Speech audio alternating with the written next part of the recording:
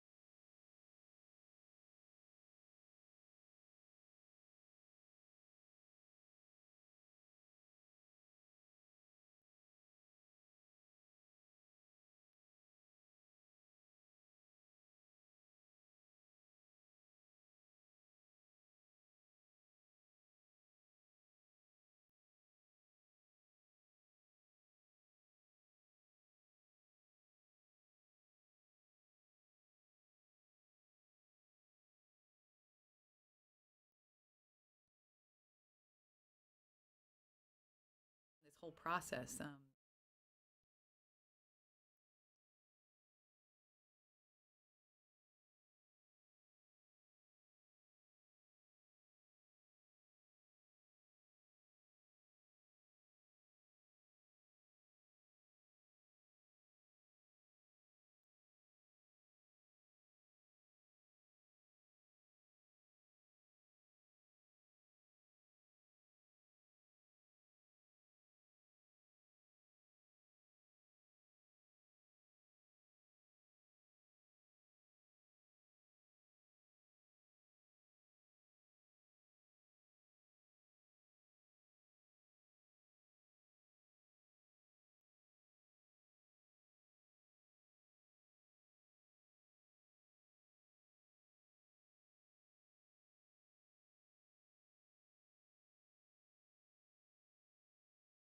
Are in listen-only mode.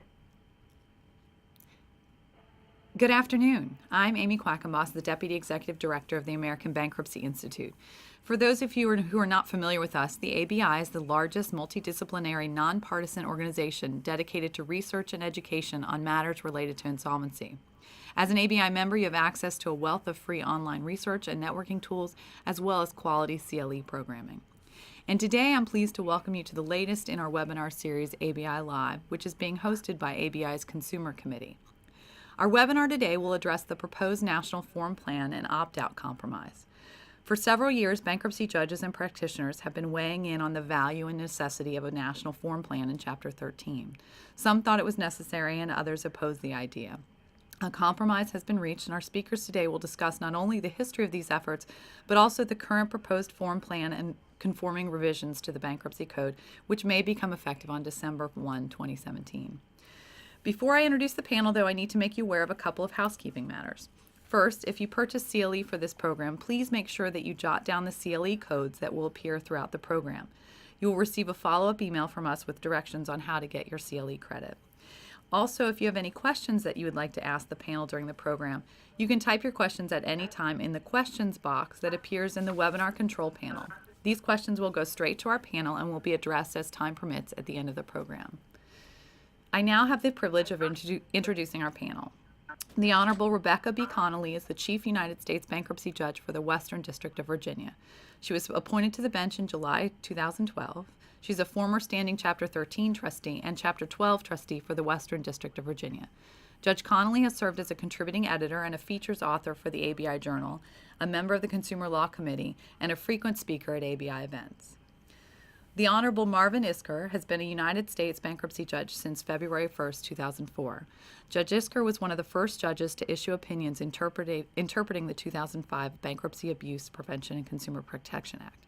He is one of the principal organizers of the annual University of Texas Consumer Bankruptcy Conference and is a frequent speaker at continuing education programs. The Honorable Brian D. Lynch was sworn in as a United States bankruptcy judge for the Western District of Washington on June 1, 2010. He was appointed chief bankruptcy judge on October 1, 2014. He currently serves on the Ninth Circuit IT Committee and previously served on the Circuit Bankruptcy Judges Education Committee. Prior to his appointment, he served as the standing Chapter 13 trustee for the Portland Division of the District of Oregon and as the standing Chapter 12 trustee for the District of Oregon. And as I mentioned, of course, all of our speakers were very involved in the process relating to the proposal of the National Form Plan and the conforming revised bankruptcy rules. Thanks to each of you for being here today, and Judge Isker, I'm going to hand the panel off to you. Well, thank you, and thank you to the ABI for sponsoring this. I think it's important that y'all do this kind of work, and I very much appreciate it. I also want to express my thanks to both Judge Connolly and Judge Lynch for all of the work that has gone into not only coming to a compromise, but also into today's presentation. I'm going to start with a brief history and then turn it over to Judge Lynch when I'm done with the history of what occurred on this. It's long been argued that a uniform national Chapter 13 plan would have a lot of benefits to the consumer practice around the country. Some of the principal arguments were that with the nationalization of credit, a uniform plan would better enable creditors to understand how they were treated in a proposed plan. Another major argument in favor of a national plan is that after the Supreme Court's Espinoza opinion that held that an inappropriate plan provision was nevertheless binding, I think there was a strong desire by a lot of people including those of us who opposed the imposition of a national mandatory plan to eliminate sort of hidden plan provisions. Third, the argument is that bankruptcy law is a national law, so a uniform plan is consistent with having uniform bankruptcy laws under the Constitution. Fourth, that we do standardize most Chapter 13 documents. We standardize schedules, statements, means tests, and that it only made sense to standardize probably the most important document in the case, which is the plan. And finally, that bringing together judges, practitioners, and academics to draft a single plan should result in a better product. I think there were other arguments, but those were the principal things that I heard as to why we ought to have a new national plan. The national plan is implemented via proposed Rule 3015. Proposed Federal Bankruptcy Rule of Procedure 3015 was proposed by the Advisory Committee on Bankruptcy Rules. The Advisory Committee's recommendations are highly regarded and ordinarily are adopted by the Supreme Court. And a consensus of the Advisory Committee's members, near unanimity, and their advisors concluded that there should be a national plan. In 2013, the committee circulated a mandatory national plan for public comment. But after extended public comment, the committee revised the draft form of a national plan and proposed to make it mandatory via Rule 3015. I wanted to show you a copy of the national plan that is currently proposed, and it is going to be contained in your materials. We're not going to try and go through it today. But I have included a copy of Official Form 113 that is the national plan. So I'm not sure how that PowerPoint's going to work on that. But as you'll see, the entire plan is here if you wanted to click on it in your materials and go through it. As Amy indicated in the introduction, we have ended up with a compromise, and so I want to divert from the PowerPoint for a moment and tell you where that stands, because it stands different than what is contained in the PowerPoint. This is sort of news that is hot off the press as of this morning, and that is that earlier this month, the Standing Rules Committee approved the compromise that is contained in Rule 3015.1. And I think that may be news to a lot of people. What occurs is that the Bankruptcy Rules Committee makes its recommendation to the Standing Rules Committee. That is a committee of the Judicial Conference of the United States. The Judicial Conference of the United States then has to consider whatever the Standing Rules Committee approves. And if they approve it, it goes to the Supreme Court.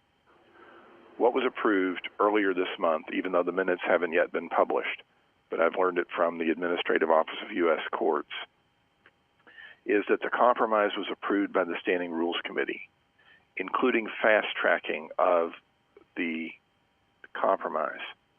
So according to what has been recommended, if it is approved by the Judicial Conference, all of this will now become effective on December 1 of 2017. The Judicial Conference of the United States will consider this at a hearing on March 14th of 2017, and it is currently a matter on their consent calendar. The Supreme Court must consider the matter and submit it to Congress by May 1 of 2017, and ordinarily it is done on May 1, 2017. And the Administrative Office knows of no problems. So why do we have a compromise? Well, we have a compromise because there was substantial disagreement amongst a number of people as to whether the mandatory national plan was really needed. Both the form of the national plan and the question as to whether we needed a national plan drew opposition. Both Judge Lynch and I joined with a group of 9 judges to organize an opposition. And the 9 of us eventually had others join in a letter that we sent, and 144 bankruptcy judges from throughout the United States, from all the circuits of the United States, signed a joint letter opposing the adoption of the mandatory national plan. The letter signed by the 144 bankruptcy judges expressed a wide range of concerns, and those included the absence of a demonstrable need for a national plan. They included the inability of a national plan adequately to address differences in the law across circuits and states. many of us were concerned that the failure of the national plan to provide adequate means for conduit mortgage payments could mean that conduit mortgage payments would not be properly administered. There was concern that there was no distribution order that was given to Chapter 13 trustees, but that it was a more generic kind of provision. There was another concern that we could be encouraging national debtor firms that potentially could result in less attention to individual debtor needs. There was a concern that if a mandatory national plan was adopted, that the process that's now taken something like 4 years to get where we are would be almost impossible to deal with if there were changes to the plan arising by statute or through case law. And finally, there was a concern that without consensus for a national plan, that it would be a great departure from the historic practice of the Rules Committee to try and develop a consensus. I think it was the last concern that, in my view, really persuaded the committee more than any other concern. At a meeting of the Bankruptcy Rules Committee, 2 bankruptcy judges spoke in favor of adoption of the mandatory plan and 2 spoke against it. Your panelists are 3 of those 4 judges. It became apparent that the Bankruptcy Rules Committee still wanted a national plan, but also wanted to address the somewhat overwhelming opposition to it. On February 10th of 2015, Judges Connolly, Isger, and Afremsky were joined by 3 creditors' lawyers and 3 Chapter 13 trustees in a letter to the Rules Committee that proposed a compromise. I will tell you that the concept of a compromise actually came up at the January hearing, where one of the members of the committee asked if there wasn't some compromise that could occur. And so I got together with Judge Connolly and Judge Afremsky, and we proposed a compromise. There has then been extensive discussion and comment, and that compromise was adopted by the Rules Committee and resulted in a revised Bankruptcy Rule 3015 and a new Bankruptcy Rule 3015.1. If you look, there's a typo that I just saw on the PowerPoint. That should say in a new Bankruptcy Rule 3015.1. Despite the compromise that allows parties to opt out, the Chapter 13 plan that we had shown you earlier in the presentation is the National Chapter 13 plan. If a district does not opt out of the National Chapter 13 plan, it will be required to use that form. However, districts may opt out, and absent an opt-out, no district, debtor, trustee, or lawyer may alter the national form plan. So I'm now going to turn it over to Judge Lynch, who is going to tell you more about how you opt out and what the opt-out requirements are. Judge Lynch. Thank you, Judge Isger, and thank you for all your work. Judge Isger was instrumental, more than instrumental, maybe even an architect of the compromise that ultimately was adopted. So how do you opt out if you want to use a local form instead of the official form? One thing I think both sides of the compromise conceded on was that there would only be one plan per district, and the party would not have the choice of the official form or the local form. That wouldn't be an option. You'd have to pick one.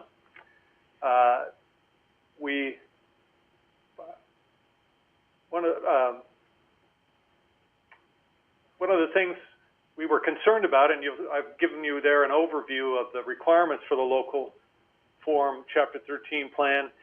The opt-out supporters were concerned about this process and the fear that the rule would weigh down the local form with too many requirements. But as you'll see, other than a few specific provisions which came out of the compromise, most of the requirements involve process and formatting, and even the substantive provisions, which we'll talk about, were provisions you should typically see in current local forms. The first requirement, and in some ways because it's the sine qua non of any local form opt-out, is the requirement that if you are going to opt out of the official form, the national form, the single local form must be adopted after public notice and an opportunity for public comment. we can slide to the next slide, if you would. In my own district, we've taken a two-step process to this decision. Right now, we have a comment period, one back on the slide, one that says notice and opportunity. Thank you. We have a comment period running right now about the basic decision of whether or not to opt out of the official form and adopt a local form. Depending on the comments and the decision of the judges, if we opt out, we will then form a committee of trustees, practitioners, and judges to make the required modifications and any other modifications which are deemed advisable for our local form. I would point out that in our district, the district court has authorized the bankruptcy court under Rule 9029A1 to adopt and amend our local rules and forms. Judge Isgor, your court has already started this process, has it not? That's right. We've already had meetings in Laredo, Texas, in McAllen, Texas, and in Corpus Christi, Texas. And we have a meeting scheduled later this week in Houston and then 2 weeks from now in Galveston, where we have circulated a draft opt-out plan. And we had hour-and-a-half meetings in each of those locations in which we were explaining via PowerPoint what the draft plan did and trying to get comments back from the bar as to whether these things were a good idea or a bad idea. Judge Connolly, where are you in this process? Or where is your district, maybe I should say, in this process? Our district is not as far along as Judge Isger's district. They were waiting to see what was going to happen with the Rules Committee before reviewing our plan. We may not need to make as many extensive changes to our plan as some other districts might to theirs. So I anticipate that the process will be on track for us to be in compliance with the December 1 effective date. So, Judge Connolly, you had originally advocated the mandatory national plan. Do you think your district is likely to opt out and go with a local form or to go with the national plan given all the developments? I don't know. In Virginia, we have one plan for multiple districts.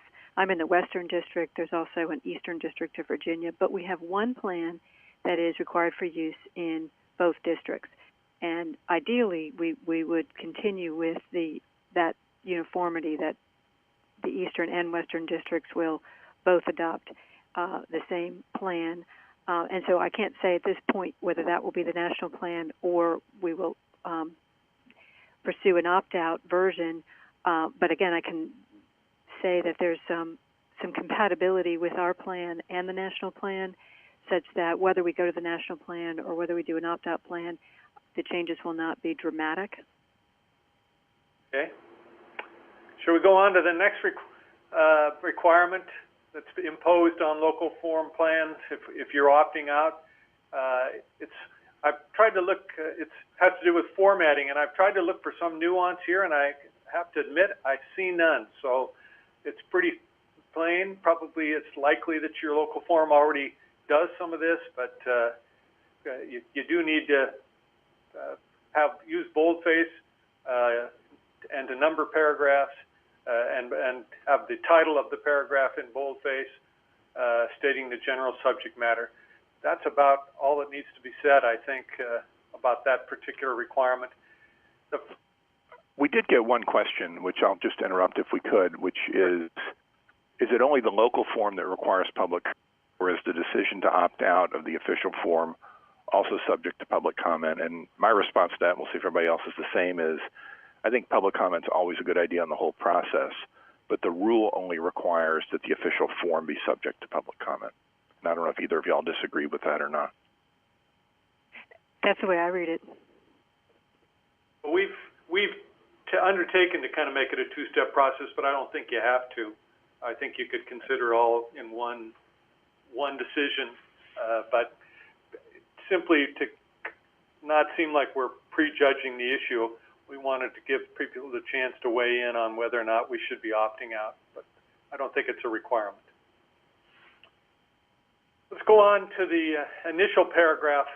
That's one of the requirements if you're going to opt out is that you have an initial paragraph of a local form plan that indicates whether or not the plan does or does not, first, contain a non-standard provision, second, limit the amount of a secured claim, which I'm thinking here, the thinking was that this has to do with valuation of secured claims, and the third is avoiding a security interest or lien. We don't currently, in my district, handle what I call modification or cram down of secured claims or avoidance of liens inside a plan. If your court does, this particular provision will not be difficult to implement, but for courts like mine, we're going to have to, it'll create a conundrum at first, but we'll see what parties do on in terms of trying to insert provisions in the non-standard paragraphs about voiding liens and modifications.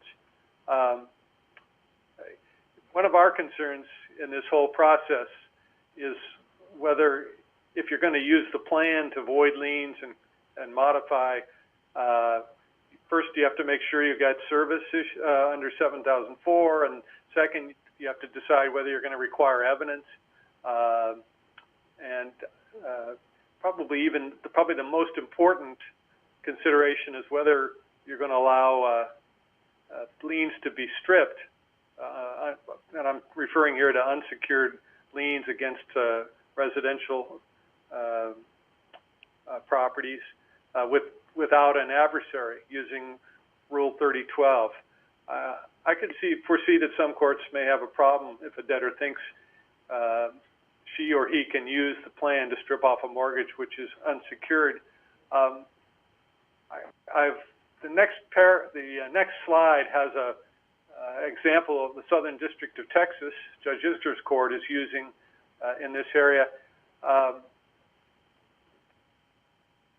assume, Judge Isger, that paragraph, the cell in that example, referring to paragraph 24, that's the last paragraph in your plan? That's correct. Okay. We're going to talk about that. If I could just pitch in just for a second, Judge Lynch, I think Judge Connolly, at the end of the presentation, is going to describe some rules changes that may make it more inviting to certain courts to include in their standard plan both the limitation of secured claims and the security interests for totally unsecured junior liens on a home.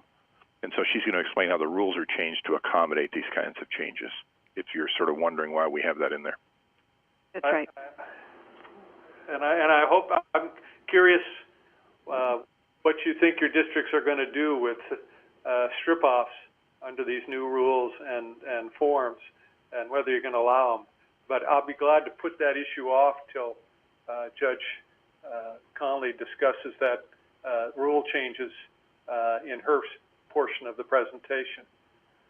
The next requirement is the one area that actually kind of gets into substance in terms of requirements for local form plans. And there's really four provisions, substantive provisions, that the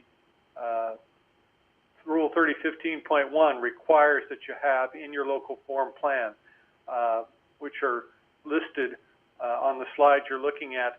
The first three are pretty typical provisions having to do with curing mortgages and domestic support obligations and 910 claims. Paragraph 4, having to do with surrenders of property securing a claim, is and was a little controversial, both in committee and in general. Must local form require the language that provides that surrender shall be treated as a request that both the automatic and co-debtor stays be terminated as to surrendered collateral? I lean to think it does. Judge Connolly, what do you think? I think it does, and I agree with you, Judge Lynch. Very controversial, not uniformly supported, but the committee did stick with this language, which is that the plan must contain a paragraph for surrendered property and that confirmation, effective confirmation is that the stay will be terminated as to the surrender collateral. So it's simply, I guess, a rule as to the effective confirmation, and ultimately we may find some tricky issues that we ultimately have to decide interpreting that. But I think the language was really trying to address a practice that does occur in a lot of jurisdictions where plan confirmation can affect stay relief for surrendered property because the debtor is consenting to the stay relief and simply wants to surrender the property back to the secured creditor. Judge Isker, how do you do it in your location? We have always had a provision that says that the stay lifts as to surrendered property, but nobody ever worried about it in the sense of the secured creditors were constantly filing 362 motions on property, even if it was surrendered under the plan, to be sure their I's were dotted and their T's were crossed. But under our new plan that we're circulating out, and with the new rule, I think we will no longer see 362 motions on surrendered property. It's now very specific in the rule. It's mandatory that if property is surrendered, that the stay would terminate. I think somebody could try and get around that with a special provision. I don't know how courts will rule on including a special provision that's contrary to a non-special provision. But in any event, I think it will. For me, if somebody is surrendering property, they're giving it up. Why in the world are we leaving the stay in place? And that's all that this really does. I will say that the only reason why we have a controversial provision like this in here is it was part of just the sausage-making process of getting a compromise done. The mandatory plan was widely supported by the secured lending industry, and part of the compromise was keeping them happy. And that is part of what happened here, to be fair about why it's there. But both of you agree that whether you're using the official form or a local form, you could put a non-standard provision in there that basically contravenes the language of this particular paragraph? I don't know. Agree. That, I don't agree that it would be effective. Even if it's in the non-standard provision. Let's say I'll give you an example. I don't want to provide for payment of the mortgage in the plan, but I still want to be able to negotiate with the mortgage company about whether or not I can work out a loan modification. So I don't want to give up my right to continue to negotiate and even oppose the foreclosure process. And I'm a little worried because of some recent case law that if I put surrender in there, I might be giving up that right. So you don't think I could put a provision in my the last paragraph and identify a non-standard provision that says that in this case surrender shouldn't be treated as a request for relief from stay? I think what you're saying is you're going beyond what that rule says, that you're reserving your rights to challenge in a non-bankruptcy court provision the extent of the termination of the stay. Doesn't necessarily preclude your ability to claim other defenses that may be appropriate for whatever relief is being sought. So I don't know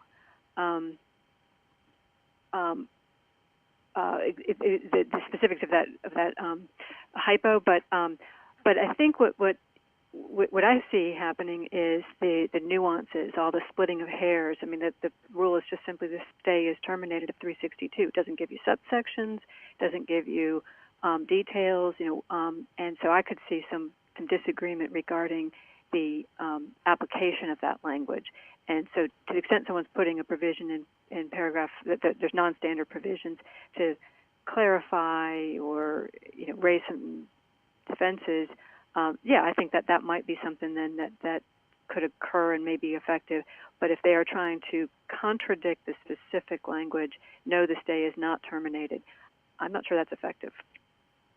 I also don't see much reason why people would have to do that. For example, one of the things that I've been hearing discussed at CLEs is whether a Chapter 13 plan can include one of the old Chapter 11 dirt for debt provisions that says, on confirmation, I am transferring title of this home to Bank of America in exchange for an $87,000 credit, which is equal to the value of the home. And you never use the word surrender. So I think you can have all the special provisions you want. I'm not sure why you would bother to include a surrender provision with that. You don't need to surrender the home. You can do other things with it. But I don't really have an opinion on whether you could actually have a contradictory provision. There is a question right here, which is, will the co-debtor stay be terminated automatically at confirmation where the plan provides for surrender? And the answer to that question is yes. Absent a contravening provision. Absent a contravening provision, yes. And I've attached as a slide, the next two slides, a couple of provisions that the Southern District is looking at to implement both the priority claims for domestic support obligations and also the surrender provision. If you're in the process of crafting some changes to your local form plan and you're looking for a model, that looks like a pretty good stab at compliance with this requirement of 3015.1. Let's go on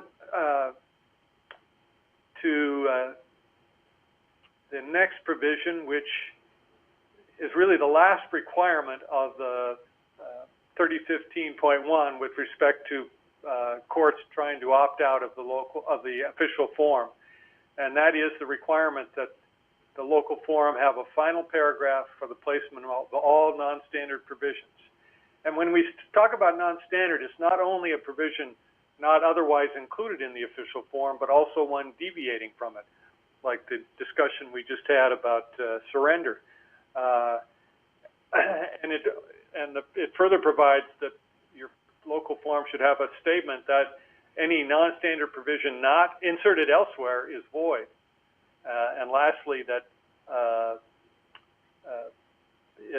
there be a certification by the debtor's attorney or by a pro se debtor, if in lieu of an attorney, that the plan contains no non-standard provision other than those set out in the final paragraph.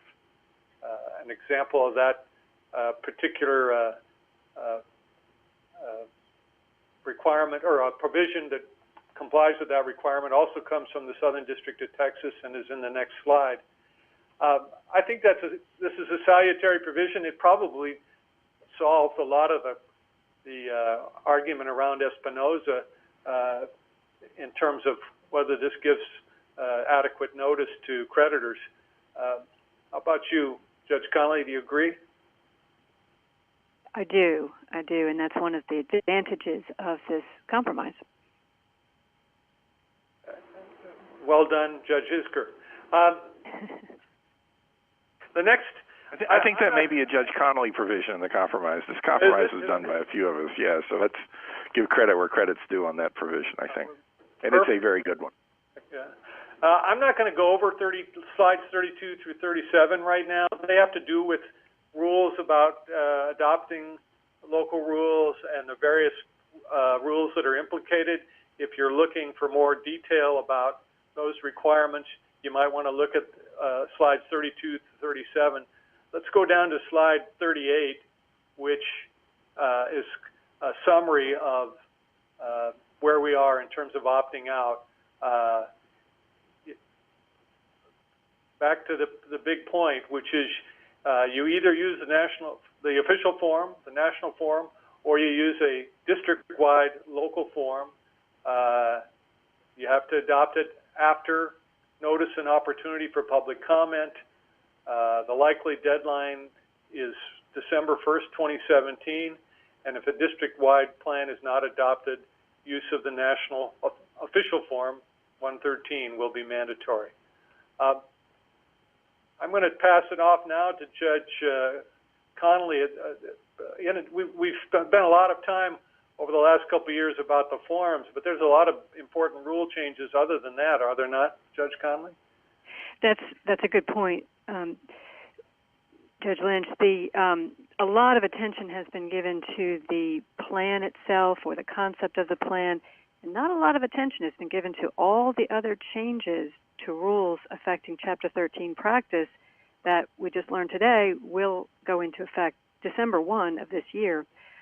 But before I go into some of the details, I wanted to echo your comments, and I too wanted to recognize and thank Judge Isker, who is instrumental in achieving the compromise. And ultimately, I think this is a very healthy development for Chapter 13 practice and bankruptcy practice in general, that we have this proposed compromise. Keep in mind, at the time that the Rules Committee was considering an official form for the Chapter 13 plan, there was an overwhelming consensus that an official form for a Chapter 13 plan was a good idea. There also was wide support for a need to address the effect of Espinosa, as Judge Isker mentioned. So that's part of what provided much of the groundswell of support for moving ahead on an official form for the Chapter 13 plan. But as Judge Isker noted, at the time that it was proposed for adoption in its mandatory format, there began to be concerns regarding one was that, an official form plan for Chapter 13 cases is a good idea, but this plan isn't appropriate, or an official form plan for Chapter 13 is a good idea, but not making it mandatory. And I think Judge Isker and Judge Lynch can each express those two concerns to the Rules Committee. And so it made good sense when you had opposition, but you still had this notion that an official form plan by itself may not be a bad idea, and we still do need to address Espinosa, that is there some way we can do both? And that's what happened. So the opt-out compromise project was not an effort to rewrite the form plan. So I do want to point that out. There might be some misconceptions that what occurred was the drafting of the form plan. No, that didn't occur at all. What did occur was a process to achieve the Rules Committee to permit them to create an official form plan to be used in Chapter 13 cases by debtors, but also to not make it mandatory, yet at the same time to respond to Espinosa and make sure that as we move ahead in improving our Chapter 13 process, that we do so keeping in mind the warnings from the Supreme Court in that Espinosa decision and the outcome of that decision, and make sure that our process doesn't allow for abuse. We do need to address the potential for there to be, some underhanded, sneaky, covert plan provisions that would surprise all of us. And that's, I think, what we ultimately achieved. So if you look at the opt-out, it helps to address what I consider the Espinosa effect, the Espinosa warnings, and yet it still allows for there to be an official form plan that may be used in some districts and may, I think, have an ultimate benefit in Chapter 13 practice. But I agree we need to jump into these other rules, and there's quite a few of them. I'm not going to talk about all of them. I did highlight some of them in our slides. The first rule I'm going to talk about before I talk about 3012, which is significant, is first just a reminder on Rule 2002, which we all know is the notice provision. Not an earth-shattering change, but yet, and I don't have a slide on it, but just a reminder, and kind of keep in the back of your head that this change. The current version of 2002 says the clerk or such other designated party shall provide no less than 28 days notice of the time to object to confirmation and confirmation hearing. The change is that the clerk or other designated person shall provide no less than 21 days notice of the time to object and 28 days notice of the hearing on confirmation of the plan. Just keep that in the back of your head. And 3015 is the rule regarding the Chapter 13 plan. It does provide in there that objections to confirmation should be no less than 7 days prior to the hearing on confirmation. So there's a consistency there, 2002 and Rule 3015. But again, keep in the back of your head that it is the clerk or other designated person that provides notice of the deadline to object and the hearing on confirmation, which basically means the clerk typically will serve the notice of bankruptcy that notice of bankruptcy typically will have the deadline to object to confirmation and will give you notice of the hearing on confirmation.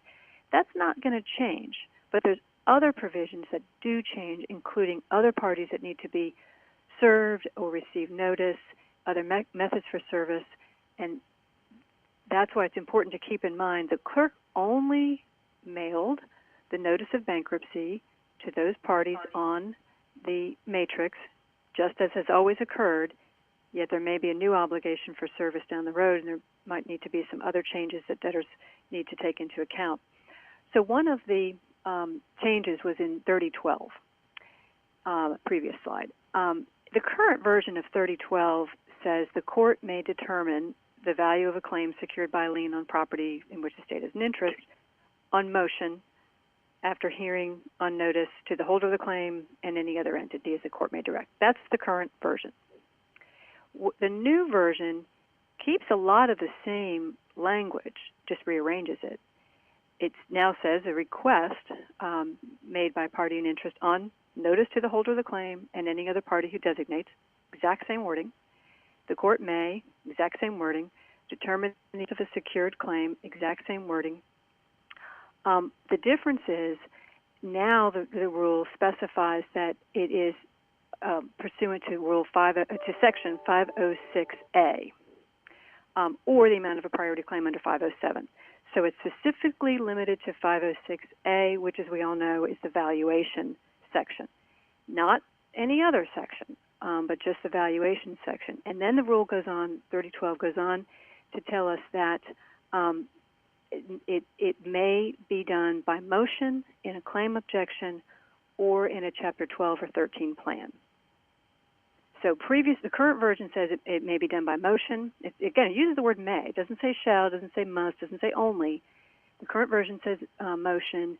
The new version still says motion, but it also says may be done by claim objection, may be done by Chapter 13 plan, with one big exception. That is, if the secured creditor is a governmental unit, you can only do it by motion. So, Judge Connolly, one of the questions that we've gotten reads as follows. It says, in our court, the plan provides for lien stripping and valuation, but we also require a separate motion. Does the official plan contemplate a two-step process? And is the disclosure, avoidance, valuation in the initial paragraph required if a separate motion is required? Okay. And then it says, feel free to hold off on this question if Judge Connolly would be covering. I think you just did, but I thought I would read you the question so you could be specific. Yeah, not fully. Yes, thanks. Not fully. I don't think I fully addressed that. So here's the deal. The official form, I think you're referring to the official form plan, Form 113, does not contemplate a two-step process. It does allow the valuation of secured claims under Rule 3012, pursuant to Bankruptcy Code Section 506A. That can be done in the plan. It's going to be done in a section of the plan.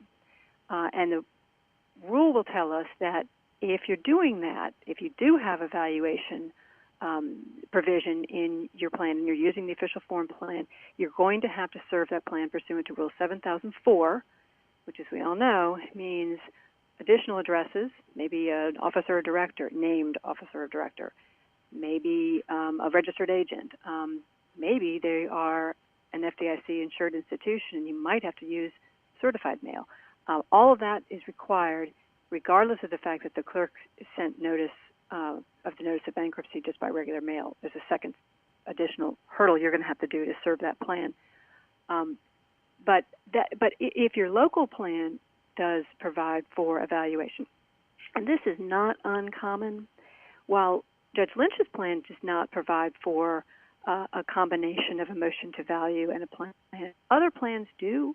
Sometimes they have it incorporated into the plan. Sometimes they have it as an attachment or accompanying motion. So it's not uncommon to have a plan that does your typical cram down. This is going to be the classic cram down of personal property usually. But if you look at this, it's not limited to personal property. Neither 506 nor the rule currently or as amended is limited to personal property. It doesn't restrict real property. The issue has arisen that if you have, under our current rule, 3012 says that you can, by motion, value determine the value of a claim secured by a lien on property. What if that is a lien on real property, and the debtor asserts that the value of the real property is not sufficient to cover the first lien, and their second lien is wholly unsecured? Well, aren't you seeking the court to determine the value of the claim secured by that lien? So why wouldn't Rule 3015 apply? And the reason has been that if you look at Rule 7001, it says that an action to determine the extent, validity, and priority of a lien is an adversary. So you have a little bit of an inconsistency there. What some courts have done has said that an action to determine the extent, validity, and priority of a lien really means real estate, a lien on real estate. So that has to be done by adversary. Regardless of whether it's real estate or personal property, 7001 says an action to determine the extent, validity, and priority of a lien is an adversary. And as an adversary, you're going to serve it under Rule 7004. Well, what the change is we've now changed Rule 7001 to say that an action to determine the extent, validity, and priority of a lien does not have to be done by adversary if it's done pursuant to Rule 3012, and Rule 3012 refers to 506A. So if it's solely valuation, if the debtor's sole basis is valuation under 506A, yes, under these rules, you may do so under a plan. It doesn't say you must do it under a plan or only can do it under a plan, but it does say you may do it under a plan. So, Judge Connolly, if some judges require that there be evidence to support a strip-off, even if you allow Rule 3012 under current practice as a way of stripping off, what evidence would you have to support that, absent some other document besides the plan itself, to allow the strip-off? Or maybe you don't think that you have to have evidence that you can do it by default. I'm curious what approach you're going to take with respect to strip-offs in the context of a Chapter 13 plan now. I don't think that there's anything in the rules that address how the court draws its legal conclusion, and I think that we are all still going to have to fall back on our current practice. You're going to require whatever evidence you think is appropriate under the circumstances in order for you to be able to make that conclusion based on the existing law.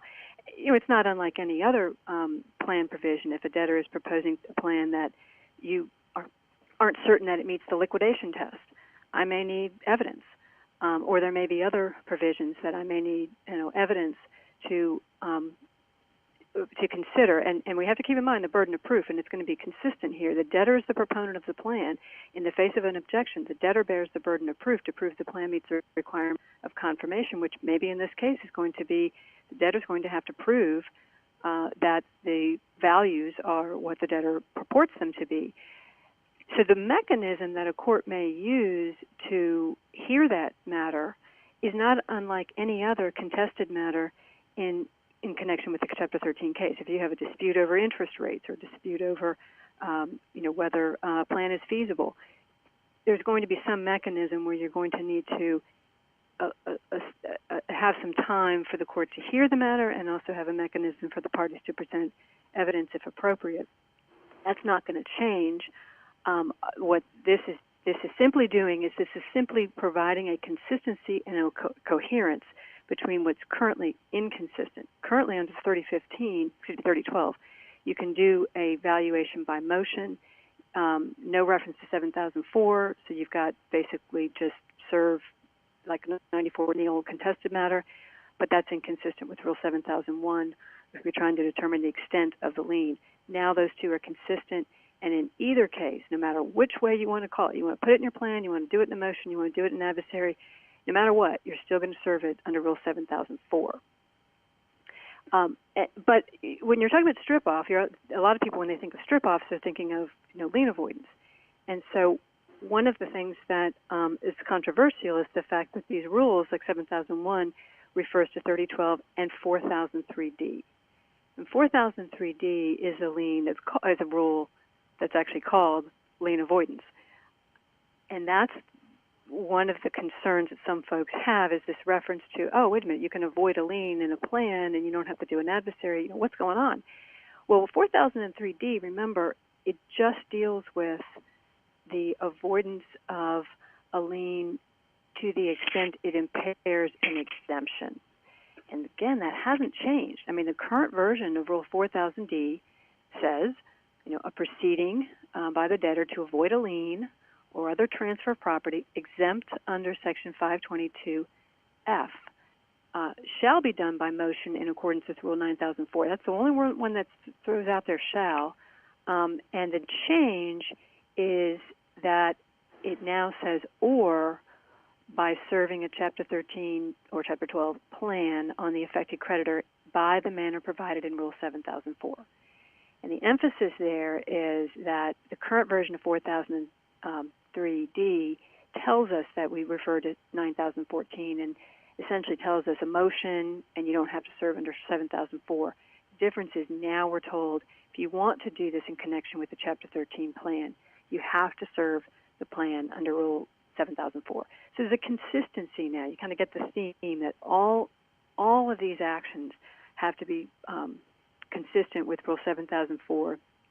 And so there's not a lot of difference between doing the adversary and doing it in a plan, in part because I think that 4003 specifically says in the manner, Rule 7004, in the manner of service of a summons and complaint. So that could mean the same number of days to respond as you would in an adversary proceeding. So if you have the same method of service, the same people who are being served, the same grounds for the relief, and the same time period to respond, it's kind of hard to figure out how there is that significant a difference simply because you're incorporating it in the plan confirmation process and you are combining your plan with the same kind of relief that you would be asking for. So the due process concerns are met. I think that's ultimately what they were trying to accomplish. But I have to admit, I always thought that a cram down or modification involving valuation or a lien avoidance, whether in a plan or done separately, was a contested matter and required 7004 service. I never thought that you could ever do that other than by 7004 service. But I appreciate your point about the consistency now under the new rule and the new rules. Well, because of the fact that the rules are inconsistent, not all jurisdictions did require service under 7004 for a valuation motion or for a 522F motion to void a judgment or lien on household goods. One of the questions was if you are going to do a separate proceeding, you're going to do a separate valuation motion or adversary, are you required to check off the box on the first page of your plan regarding the lien avoidance or the cram down? And I don't know the answer. It certainly wasn't addressed, but what I can say is that I would say probably not, because that check off the box requirement is for purposes of the plan. So if you did not include it in your plan, I don't know that you would have to check off that box. But I'm hesitating a little bit on advising you against doing that. What may be appropriate would be to have some kind of a notice to heads up to the creditor who's affected that there will be or may be a separate proceeding to affect their lien. And I'll just leave that to the practitioner. If you're in one of those jurisdictions where you're not going to do it in your plan and you are going to do it in separate proceeding, you just might want to make sure that you're not going to be bound in any way by the inconsistency from your plan and the separate proceeding. I did note that the committee note to the Rule 4003D comments is as follows: lien avoidance not governed by this rule, that's 4003D, requires an adversary proceeding. So that was thrown in there. I was a bit taken aback by that. But perhaps it has to do with the fact that Rule 4003D says lien avoidance. And if you look at that rule, it's pretty simple. And there's all this concern over you can't strip a lien or you can't void a lien without an adversary proceeding, and yet here we have a lien that you may be able to avoid under 522F through some proceeding that's not an adversary, yet it's served in the same way. What they're really getting at here is to point out that there may be other grounds to achieve a lien avoidance. You may be challenging the validity of a lien, a deed of trust. Maybe it was defective, not recorded properly, some defective problem with that deed of trust that you may assert provides you grounds to avoid it. Or maybe you have grounds under 547 or 548 to avoid the transfer, the preference, or fraudulent conveyance, or some other ground under bankruptcy law to avoid. None of that is dealt with in 3012 and 4000D. Any of the things that we're talking about, the provisions of the new form plan, we are not talking about any of those kinds of actions to challenge the validity or to, in any other way, strip a lien. It's only a valuation proceeding under 3012 or the 22F, voiding of a lien that impairs the exemption, that you may be able to do in your plan. And if you do in your plan, and I know you're not going to in Oregon, but if you do it in your plan in, say, Virginia, you do not have to do the separate proceeding. But I want to point out another rule, Rule 5009, that I think might create some new challenges for us or new opportunities, and that is that this rule is a new rule, and it now allows the debtor to by motion, bring an action to the bankruptcy court, asking the court to determine that it actually says to declare a lien satisfied. And we haven't seen it in use yet. We know that the impetus behind it was to help the problems that some debtors had when they did accomplish a cram down, usually on a car, and they did complete their Chapter 13 plan, and yet the lender refused to release the lien on the car title because the underlying indebtedness hadn't been paid in full, and so the debtors were kind of in a quandary, and they were having difficulty. And then, what do they do, and how do they do it? Where do they do it? Lots of confusion. Can you even bring an action in bankruptcy court? And if you did, what was it going to look like? Well, now we have a rule that gives us a procedure. And it makes it fairly simple. You can do it by motion, but also points out we're going to serve under Rule 7004.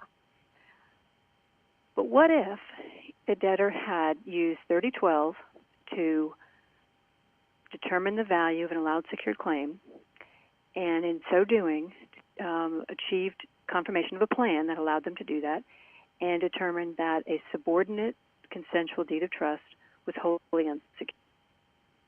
Does this mean that at some point, because the rule doesn't tell us when, it's silent as to that, the debtor's going to have to figure that out.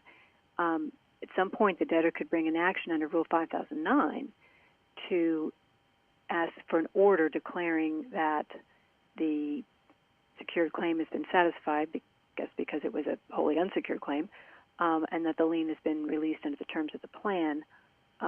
That's the part that I think is going to be a head-scratcher, because the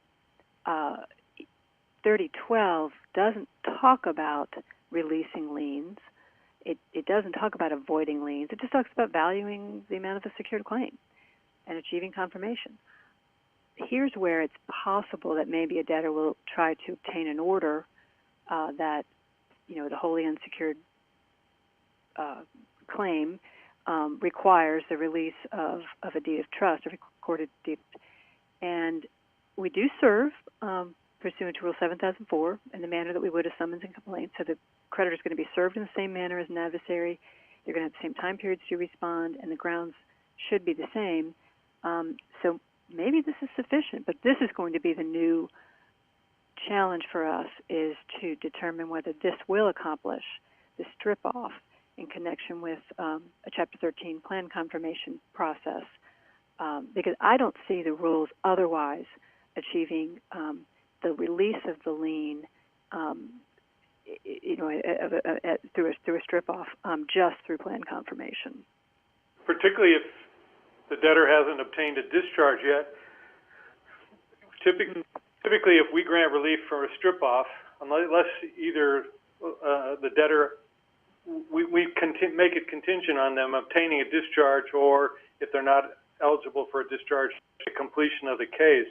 So I don't know, you'd have to, in your relief you grant under this new rule, I think have to contain a contingency for that particular relief, even if you allowed the use of 5009 for a lien strip-off. And actually, Judge Lynch, I think that's why the rule doesn't tell you when to file this, because there's a difference of opinion on that very issue. Do you have to obtain a discharge? You have to complete the payments. And so this way, the rule doesn't specify. Those would just be legal issues that the court would have to decide, and it would depend on the facts and how you want to apply those concepts. I tend to agree with you. You're going to need to have completion of the plan. So we'll see. I think the best practice, though, for debtors is to do something that would obtain an order that can be recorded in the land records. If you are asserting that you wish to avoid a lien that's been recorded in the land records, and a confirmation order just says the plan's confirmed typically, or it might contain a lot of other provisions regarding the effect of confirmation, but it's probably not going to address the legal description or any language that would tell the ordinary person who's reviewing the land records that a deed of trust has been either satisfied or released or voided. Is that a disadvantage? I mean, because typically we have that kind of language in a adversary order with respect to a lien strip-off, or even on a separate motion with an order that contains that kind of language. Are we, by putting it in the plan, just making ourselves have to do a separate process later on? Would it be better to just do a separate motion or adversary and get that language right from the get-go? Well, I think that's again a best practice question that counsel for the debtor is just going to need to think through in that particular case. That it may be helpful for them to have that nice, clean, succinct order, and to do so they might want to have a separate proceeding. But this is just simply acknowledging that there's no longer going to be any inconsistency in the rules and service or method, but that doesn't preclude you from trying to take some other action. And maybe it's pursuant to this Rule 5009 to get that separate order. A question came in about will there be an official form confirmation order, and at this time, no. And the question was, can a district opt out of that form? Since we have a director's form for order of confirmation, and I don't think that's changed, but the director's forms are not mandatory. There is a new, however, Rule 9009, and the new Rule 9009 arguably would provide that the confirmation order can't take away something that is in the mandatory national form plan. So I think the content of the confirmation order, if it were to abrogate a provision in the mandatory national plan, for those of you that are thinking of going with the national plan, arguably under the revisions to 9009 could not do that, because no court can abrogate a provision in an official form, and that would become an official form. I don't know whether Judges Connolly and Lynch agree with that or not, but it certainly would be a concern I would have. I tend to agree with you, Judge Isker. I think it would be a concern. You'd have to, because I know some people use our confirmation order is pretty plain vanilla, but I know a lot of places use their order of confirmation order to include provisions about distributions and the like, and you would need to kind of review to make sure you're not deviating from the official form if that's the way you go. Right, but I think that's a good point, and I think that the key point would be either deviating or contradicting.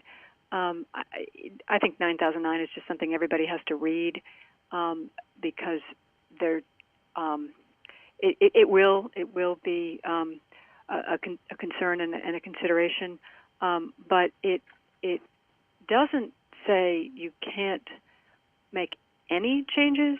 It simply uses things such as you may only make minor changes, you may not affect the wording, like the specific terms or the order of information. So what constitutes a minor change that doesn't affect the order of the information or the specific provisions? I don't know. I think that's just going to be something we're going to have to consider when it occurs. So I think you can have some clarifications in your order of confirmation, but we'll see. I don't think, however, under that Rule 9009 would apply if your district adopted a local form plan. I think then the confirmation order could contain special provisions without much fear of 9009, because the revisions to 9009 are intended to make it so that you can't substantially alter a nationally adopted form, and a local form I don't think would be treated as a nationally adopted form. I hope that answers that question. I agree with that. Mr. Conley, there's also pretty big changes on filing proofs of claim under the new rule in Rule 3002, is there not? Yes, the change is primarily that secured creditors need to file proofs of claim, and the other big change is the time period. It's 70 days after the meeting creditors, not 90 days. So it's a shortened time period, or 70 days after the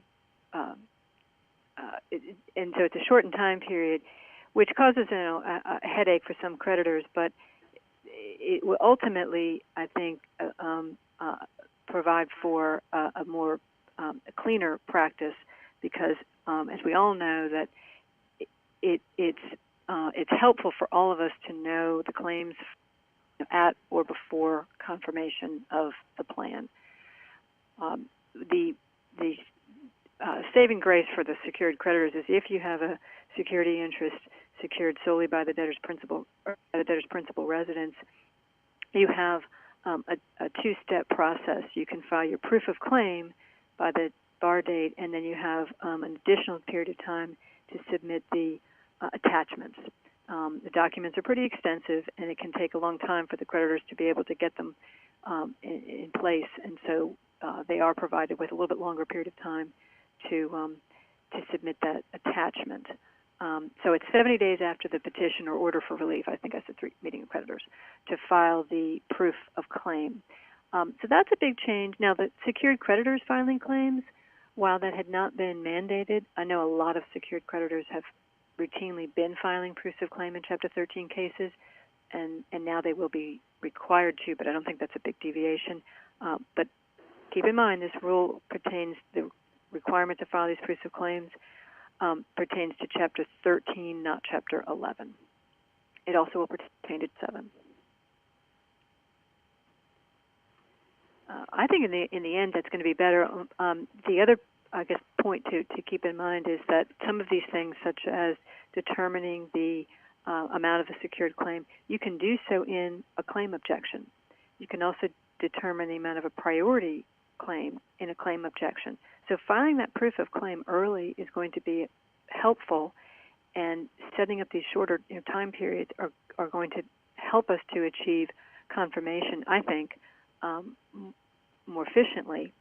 There had one time been some talk about being able to determine the amount of a priority claim in a plan, and that was eliminated. So the only way that a debtor can determine the amount of a priority claim is either by motion after a proof of claim has been filed or through an objection to a proof of claim that's been filed.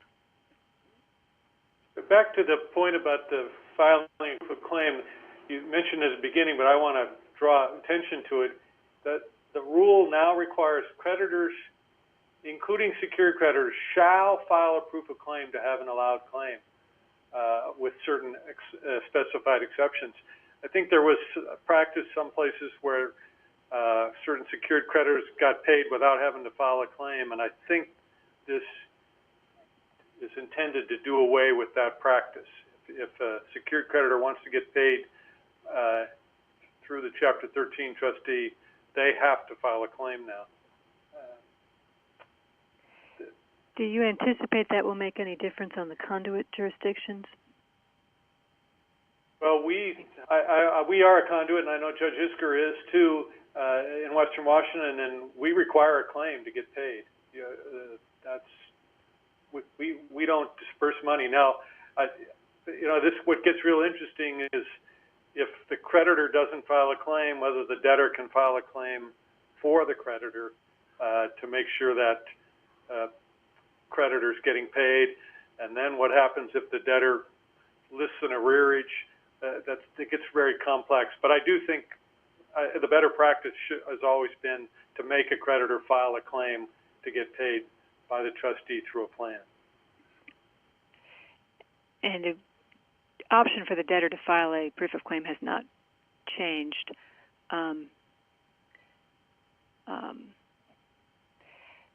We do that quite a bit down here in Texas. In general, the creditors are all filing proofs of claim, but if they don't, we do get debtor-filed proofs of claim for those creditors, and we won't distribute without a proof of claim. Can I say what a delight it's been to work with y'all again, Judges Connolly and Lynch? It's been a lot of fun. It's been wonderful. This is great, and we will do more of these programs if there's interest. ABI has sent out the link to obtain the materials and to also obtain more information on the rules themselves. So I encourage all the listeners today to click on the link to review the materials and to please review the rules themselves. And Amy, I think I will turn this back over to you, and thank you for the opportunity to have this webinar. Great. Yes, thank you. Well, thank you so much, Judge Connolly and Judge Isker and Judge Lynch. We really appreciate all of your information and insights. I mean, this is what's been invaluable to us, is having all of this insight that you have. And I know we will be doing more of these, especially once we get a new plan. So I appreciate it. Thank you so much. And thanks to everybody who's listening. Just a reminder, for those of you who've purchased CLE, you'll receive a follow-up email from us with instructions on how to obtain your credit. And if you're not an ABI member but are interested in learning more about ABI, please either email membership@abi.org, or you can also visit our website at abi.org. And thanks also to our consumer committee who helped organize and host this webinar today. So thanks so much, and have a great day to everyone. Thank you.